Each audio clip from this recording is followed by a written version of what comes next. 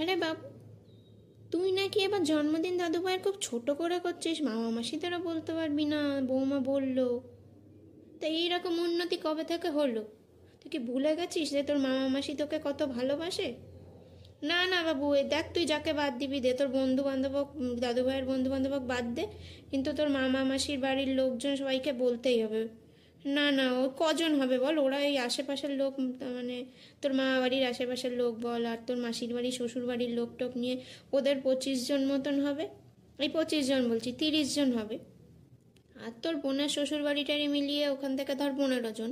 এই তো এই কটা লোক। হ্যাঁ, তোর পিসিদেরকে বলবো, তোর ওই দুই পিসিকে বলবো, পিসি পিসির ছেলেমেয়েরা মিলে ওরা কজন হবে, 10 জন হবে, ওদের বলে দেবো। আর এই আশেপাশের কয়েকটা বাচ্চা কাচ্চা মিলিয়ে 20 জন। এটা এই কজন হচ্ছে। আর এবার তুই তোর বন্ধু বান্ধব, দাদু ভাইয়ের বন্ধুদের বলবে কিনা সে তো আমি জানি না। তোরা যদি বলিস বলবি। ওখান থেকে তাহলে কজন হবে? ওরা হয়তো 15-20 জন বাড়বে, তাই তো। না, বৌমার বাপের বাড়িতে শুধু ওর মামা বাড়ি মাসির বাড়িটারই এত কথা শুনলে হবে না, বুঝলি? ও যতই বলুক না কেন, ওকে বুঝিয়ে বলিস এত লোকজনকে ডাকা যাবে না এবার। ও তো বাপের বাড়ির সবাইকে বলতে গেলে অনেক লোক হয়ে যাবে, ওখান থেকে 50 জন হলে তুই বল কত লোক, ওদের দরকার নেই। শুধু ওর মা বাবা ভাইকে বলে দিবি তো এবার। আর ওর ওই যে ওর এই খুড়তো ভাই বোনরা আছে, যদি ওদের সাথে আসবে।